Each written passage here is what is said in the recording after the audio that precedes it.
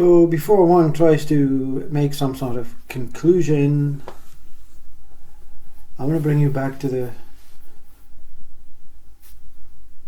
previous video, first part. Everything is flat.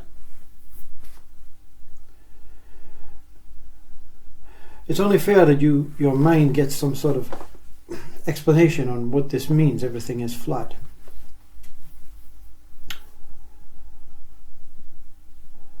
But after the explanation, you'll really fully understand how precious life is. I got up this morning and I had no interest. Meaning I didn't know what day it was, what time it was, what I had to do. There was a momentary pause, which lasted about, in our time world, 15-20 seconds. And all I could think about is, in that 10-15 seconds, is how lucky I am to be alive. And this is a repetition of what happens every morning once you realize the truth. I'm so lucky to be alive. And breath is noted. And then you're very fortunate because we are human beings and we have a mindset to say, okay, yeah, now, what now?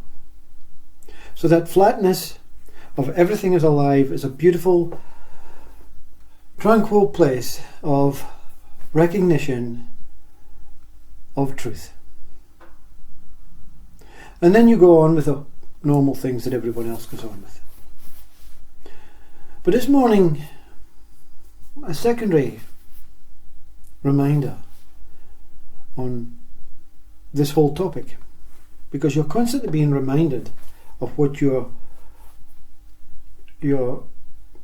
purpose is on a day-to-day basis. But the mind, the ego mind, doesn't want to be reminded. The ego mind wants to control its day-to-day basis. So the reminder is ignored by ego mind, because natural mind says, on example, you need to do something before you go into the car to go to your work. And ego mind says, no, you don't have time. You're going to be late. If you're late, you're going to get into trouble. If you get into trouble, you may get reprimanded. If you get reprimanded, you may get sacked. If you get sacked, you lose your house. If you lose your house, you lose your family. If you lose your family, you become homeless. If you become homeless, you're as well being dead. Yeah? So we completely ignore the natural mind on a basis of fear. So this morning, a secondary reminder, I get out after doing the normal duties, and I go into my car and I look around, and yes, everything is flat. Especially the front left passenger tire. Flat. Many years ago I would have got angry. I laughed. What can I do?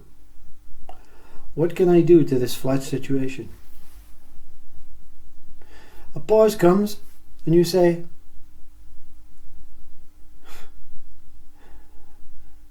I knew a guy who used to work in oil, and he would say this beautiful statement: whenever something goes wrong, take a step back.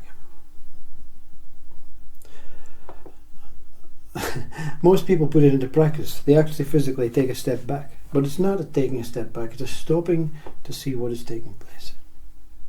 What the hell's going on? Is it serious? And everything is flat. It's not the earth is flat. It is not the universe is flat. It is actually, in a microfiche stretched way. Because all of this is a screen, an empty screen, a flat screen, a pure, empty, nothingness void where things appear to take place. So in this flatness, all these dimensions that we speak about are appearing within the flatness. They're not moving from the flatness out, as I may have said in previous videos. The flatness is that infinite, boundless void. Not flat, but empty. Nothing. Flat. When you get up in the morning and you feel, I'm flat. You don't feel, I'm paper thin. You say, nothing is coming. I find no boredom. The ego mind loves to use the word boredom because flat is boredom to the ego mind. Therefore, the ego mind has to get out of the flatness or it will die. And hopefully it will die. You'll not understand that last line unless you've watched previous videos on other spiritual speakers.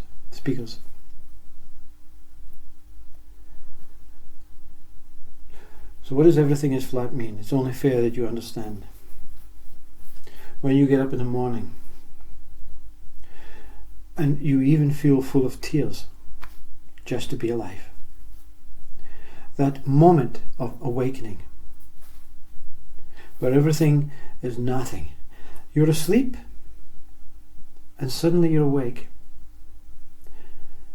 and 99% of the population in 99% of their day don't recognize that moment. That moment is between breath, that moment is between thought, that moment is between the on-off light, where it's neither on nor off. It's impossible to recognize it in external things. It's impossible to recognize it in your external breath, because breath is external. Thoughts are external to you. But when you get up in the morning and you wake up and there's no thoughts, empty mind, nothing taking place, it's not going to be worth living the rest of the day in that state. Is it? Yeah? So that first breath that is recognized, between the sleep and the first breath, there is a flatness, a wakefulness. And that wakefulness, leading to that first breath, I'm alive. I can now go on with the rest of my day. I can do whatever I want. I can think whatever I want. I can purchase whatever I want. I can dress whatever I want. I can drive in whatever side road I want to get to work. I can do anything I please. I am alive. The ego is dependent on the doing. The soul and the spirit is dependent on the sleep. Silence, peace, tranquil. No one there, no person. I've gone, everything is gone, only silence remains. Is that what we want? We don't want the doing, but the doing is necessary.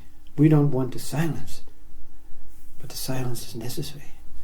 But neither of these two sides can even be considered until that recognition of breath, of being alive, of I am, of one is